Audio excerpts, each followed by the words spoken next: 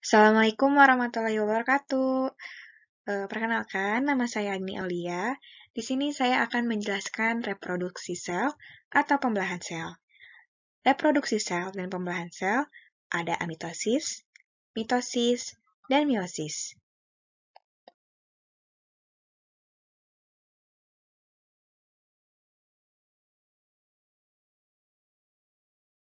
Pembelahan sel dapat terjadi dengan dua cara, yaitu secara langsung dan secara tidak langsung. Secara langsung, kita dapat menyebutnya dengan amitosis yang terjadi pada sel amuba atau bakteri. Sedangkan secara tidak langsung, kita dapat menyebutnya dengan dua nama, yaitu meiosis dan mitosis. Meiosis terjadi secara dua tahap, yaitu tahap oogenesis dan spermatogenesis. Tujuan pembelahan sel. Kenapa sih sel harus membelah? Yang pertama, sel membelah untuk mengganti sel yang rusak. Ketika sel yang satu mengalami kerusakan, maka sel-sel yang lainnya akan bertugas untuk mengganti dan memproduksi sel-sel yang baru untuk mengganti yang rusak. Yang kedua, mendukung pertumbuhan dan perkembangan. Yang ketiga, mempertahankan efisiensi kerja sel. Ketika sel sudah menua, itu harus digantikan dengan sel yang baru, sel yang masih fresh atau sel yang masih bisa bekerja dengan baik. Yang keempat, menghasilkan individu baru. Selanjutnya, pembelahan amitosis. Pembelahan amitosis yaitu pembelahan spontan di mana sel langsung membelah menjadi dua tanpa melalui tahap-tahap pembelahan. Amitosis terjadi pada organisme prokariotik tanpa proses peleburan dan tidak terjadi kondensasi benang-benang kromatin. Selanjutnya ada mekanisme pembelahan amitosis. Yang pertama, sel mengalami replikasi DNA. Yang kedua, seiring terjadinya replikasi DNA, sel mengalami elongasi. Kita bisa ingat kata-kata long atau pemanjangan. Yang ketiga, protein FTZ bermigrasi ke tengah dan membentuk cincin. Lalu, membran sel mengalami pelekukan ke arah dalam, membagi sel menjadi dua bagian, seperti yang kita lihat di gambar yang kedua. Lalu, DNA yang sudah digandakan bergerak masing-masing ke sisi sel. Lalu, protein FTZ mengarahkan septum atau sekat mengalami sitokinesis. Sitokinesis yaitu sel membelah dan membentuk sel anakan. Lalu, terbentuklah dinding sel baru di antara sel anak sehingga dihasilkan dua anak sel yang sifatnya sama dengan sel induknya. Selanjutnya kita akan membahas siklus sel. Apa sih siklus sel? Siklus sel merupakan proses persiapan dan penimbunan energi sebelum terjadinya pembelahan sel. Sebelum sel mengalami pembelahan-pembelahan yang sangat melelahkan untuk sel mempersiapkan dirinya untuk melalui proses tersebut, di mana nukleus dan nukleus tampak jelas, tetapi kromosom masih berupa benang-benang kromatin. Siklus sel terbagi menjadi 3 tahap, yaitu fase G1, yaitu fase pertumbuhan dan perkembangan sel, fase S, yaitu fase replikasi DNA, dan fase G2, tahap akhir persiapan sel, yang kita akan bahas lebih lanjut di slide berikutnya. Yang kedua ada fase S, atau fase sintesis. Pada fase ini terjadi sintesis DNA, dan DNA mengalami replikasi. Fase ini berlangsung selama 6-8 jam. Yang kedua ada fase S, atau fase sintesis. Pada fase ini terjadi sintesis DNA, dan DNA mengalami replikasi. Fase ini berlangsung selama 6-8 jam. Kita akan membahas lebih lanjut apa itu tahapan-tahapan pada mitosis. Yang pertama ada profase. Pada tahap ini, benang-benang kromatin dalam inti sel mulai tergulung menjadi rapat, padat, pendek, dan menebal menjadi kromosom.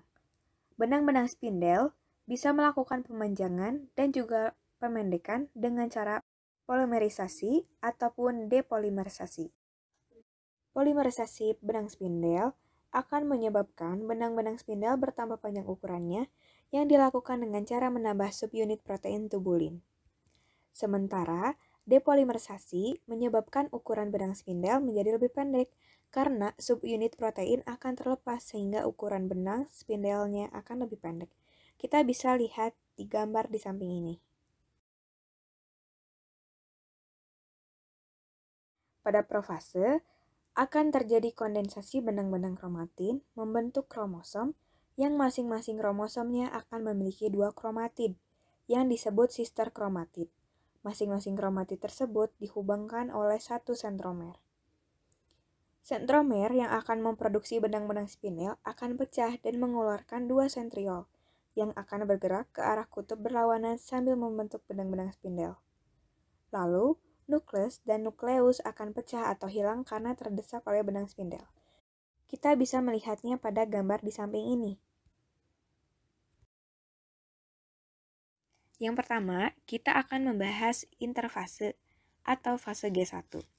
Sebelum sel mengalami pembelahan, sel akan mengalami masa interfase, di mana interfase merupakan fase persiapan paling lama dari keseluruhan siklus sel, yaitu kira-kira sekitar 90% dari siklus sel. Pada fase ini, sel mengumpulkan energi untuk tumbuh, menyalin replikasi DNA, menghasilkan protein, dan membentuk organel sel dalam sitoplasma. Oke, sekarang kita akan membahas mitosis.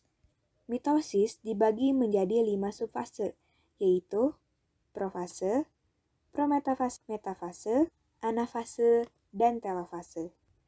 Mitosis adalah proses pembagian nukleus atau materi genetik dalam bentuk kromosom menjadi 2 sel anakan yang bersifat identik. Dan 2 sel tersebut akan identik dengan induknya atau sama dengan induknya. Fase mitosis terjadi pada sel-sel tubuh atau kita sebut sel-sel somatik. Pada mitosis terjadi kondensasi benang-benang kromatin menjadi kromosom dan proses pemisahan kromosom atau pembagian materi genetik. Yang selanjutnya ada metafase. Metafase berlangsung paling cepat. Jika interfase terjadi paling lama, pada metafase terjadi paling sebentar. Fase paling lama yaitu 20 menit. Pada fase ini, kromosom bergerak dan berjajar di tengah sel yang disebut bidang ekuatorial atau lempeng metafase. Lalu, sentromer dari keseluruhan kromosom membuat formasi satu baris. Kinetokor dari kromatid saudara melekat pada mikrotubula yang berasal dari kutub yang berlawanan. Lalu, ada anafase.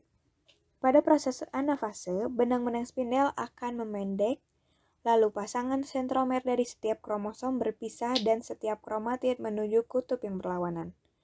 Pada akhir anafase, kedua kutub sel memiliki jumlah kromosom yang ekuivalen.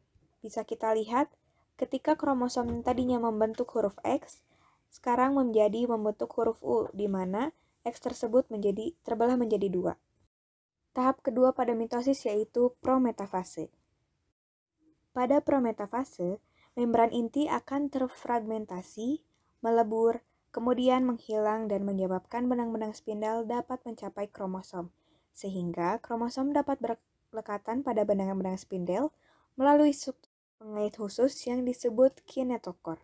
Atau kita bisa mengingatnya dengan kata-kata connect dalam bahasa Inggris yang berarti menghubungkan. Connect dan kinetokor, konektor dan kinetokor. Kinetokor memiliki fungsi sebagai pengait yang akan mengaitkan kromosom ke benang-benang spindel. Setiap kromatid mempunyai kinetokornya masing-masing sehingga pada setiap sentromer ada 2 kinetokor yang masing-masing dikaitkan pada benang spindel. Lalu, berkas mikrotubula memanjang dari setiap kutub ke arah pertengahan sel.